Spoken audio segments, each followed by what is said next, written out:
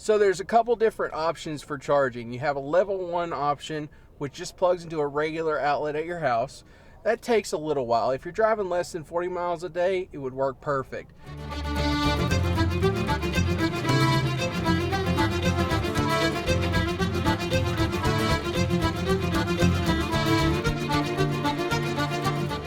If you need more than that, there's a level 2 option that you can install at your house that uses a 220 outlet, like a dryer outlet.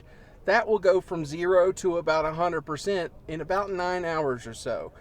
So overnight, works great for most people that have to drive a little bit more and need that extra charging. If you're on a road trip, level 3 chargers are everywhere. Electrify America is a great resource for that.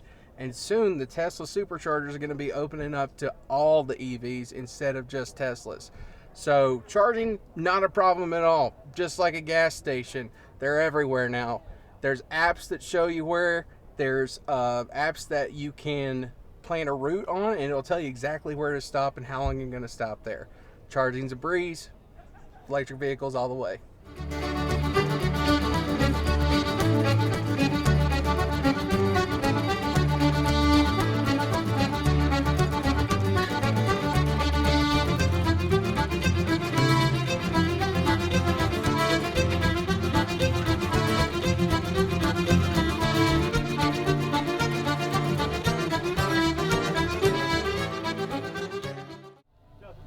Hi, my name is Michael Brown. I'm sitting inside a 2020 Nissan Leaf SL Plus.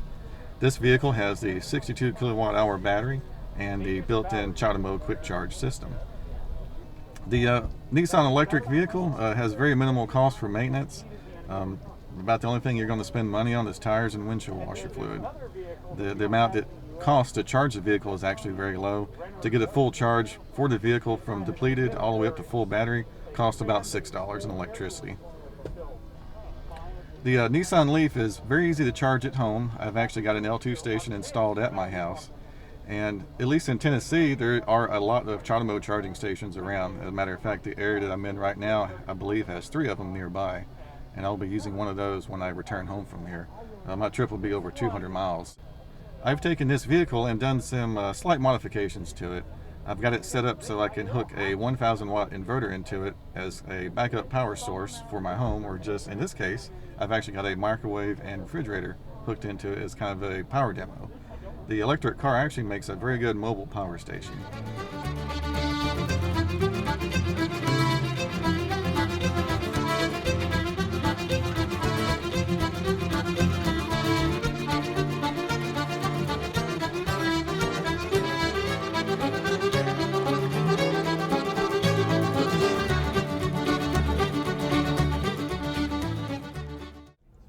I'm Phil. I just purchased a 2021 Model Y in June. The first few trips we took, we had a little range anxiety, but that pretty much dissipated. We have plenty of superchargers around for what we need to use.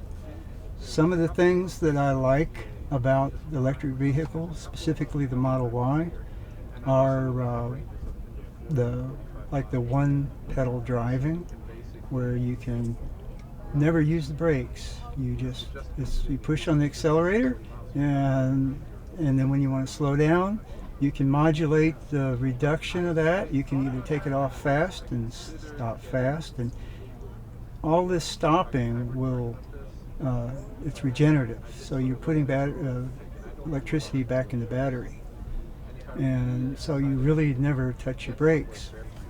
My daughter's friends to a football game, and it was the first time they were in an electric vehicle, and their first comments were, "Wow, it's so quiet, it's so smooth."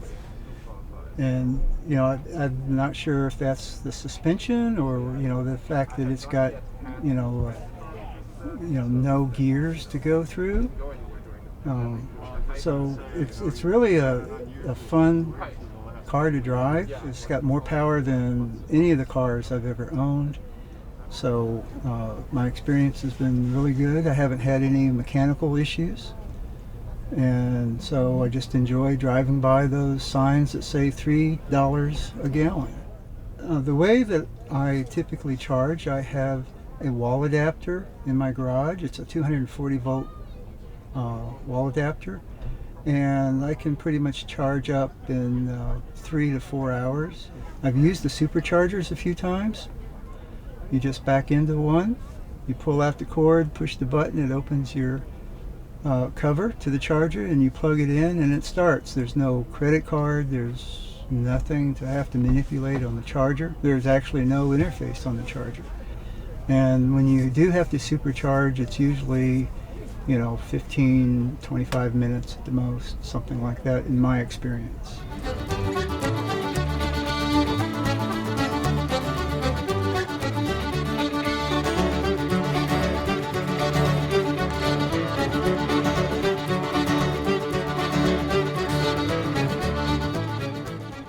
Hi, my name is Brandon and I'm sitting in my 2020 Kia Niro EV. Great car.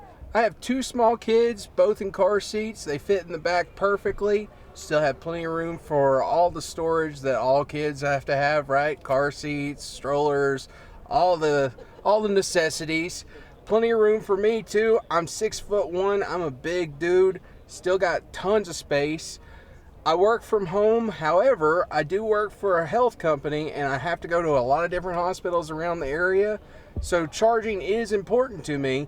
But with this car, I can plug it in at my house every night and get 100% of battery overnight. So I can go from 0, go all the way up to 100, and then have 280 miles of range to go wherever I need to. So far, I love this car. I've had it for 2 months. Great investment, would not change a thing. So once again, it's a Kia Niro EV. They have the 2022 models out now. Check it out.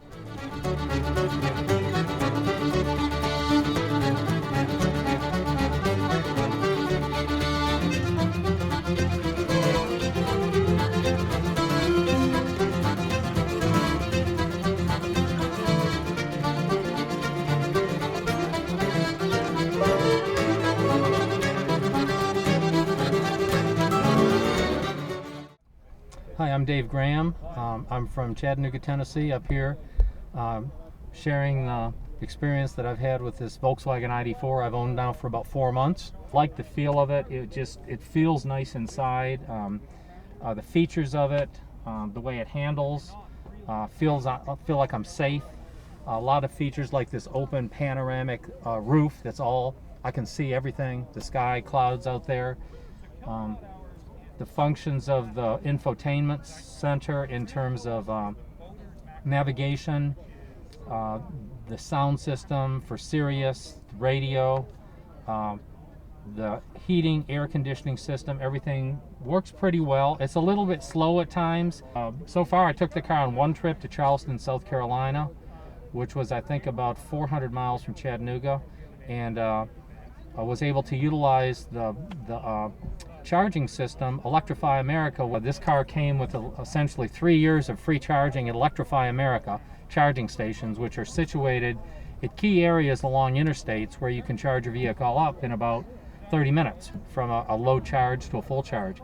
And it got me from Chattanooga into Atlanta to Augusta, Georgia, Charleston, Savannah, Georgia, and then back up through Atlanta on a round-trip loop. And it was a very enjoyable experience. There were a couple of times where I got a little low on range, but other than that, I never lost total power. I try not to charge it constantly at Electrify America. It's DC fast charging, but for most of my charging, if I'm just doing everyday driving around Chattanooga, I charge in my garage. I purchased a 240 volt charger that's 32 kilowatt hours and put a 40 amp breaker in my electric box and hired an installer.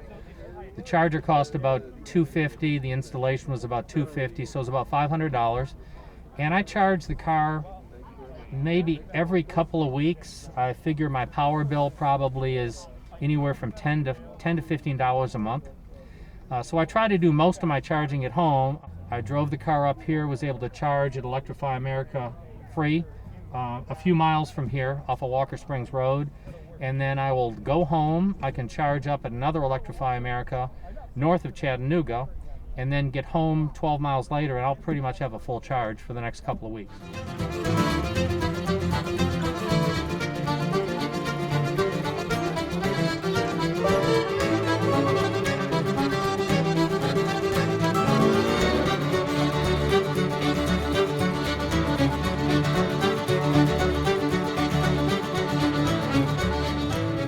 Hi, I'm Aaron, and this is the 2021 Polestar 2. It's best described as Volvo's take on an electric vehicle, even though that's a little bit inaccurate.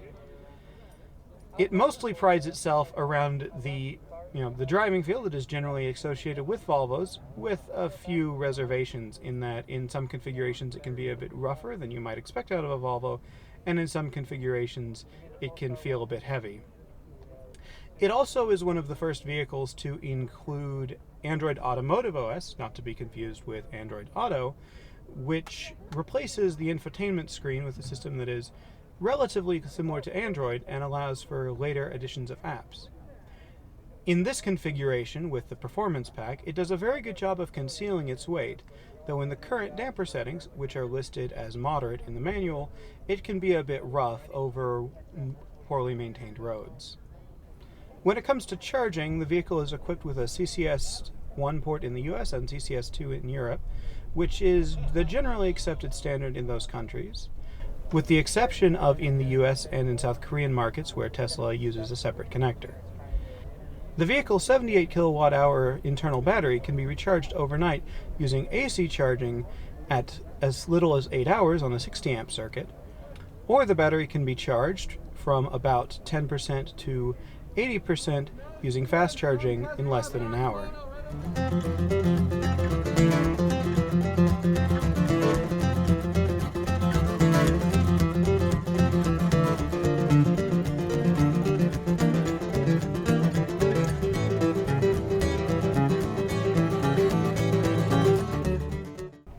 Hello, I'm Carol, and this is my smart car. And I've had this about 2.5 years. It's very little, but it's roomy in the front, more roomy than my old beat-up Volvo, and it's so much fun to drive. It really is. But they're not going to be making any more of these, so if you're lucky enough to get a second-hand one, I guess that's the only way you can get them now. I have a 220 charger in my house, and I have solar panels because I'm passionate about this stuff, and I had to put my money where my mouth was. And I can usually I can get 80 miles. I have got up to 96 miles. I did get home once with 3 miles left on there. I was panicking. I had to turn everything off. But it's really fun. Electric vehicles are all so fun to drive. It's very comfortable, and it's so maneuverable. I can go down a 2-lane road at 30 miles an hour and do a U-turn, and it feels great. So if you've got a car, if you've got this particular car, if you want to put the heat and air on, takes 25-30% of the juice, so you've got to keep that in mind. I tend to drive in the winter with a big rug over my knees so that I can go a little bit further. And there's not much room in the back. Ideal for around town, and that's what I've been using it for. So I really love it. Wouldn't go back to gasoline. I'm sorry.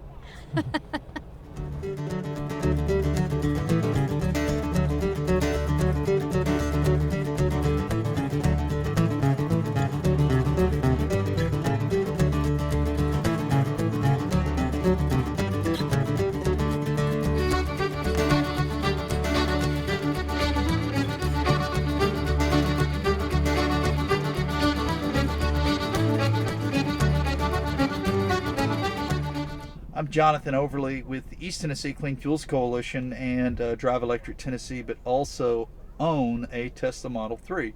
This is a 2021 Tesla Model 3. Some of the newer advances you see in some of the newest cars are a heat pump for heat and cool that Tesla's figured out one of the more efficient ways to do that. This is the smallest Tesla you can buy. It's a Model 3. There is a standard range. This is actually a long range, so it's actually one step up in the smallest vehicle size, Model 3.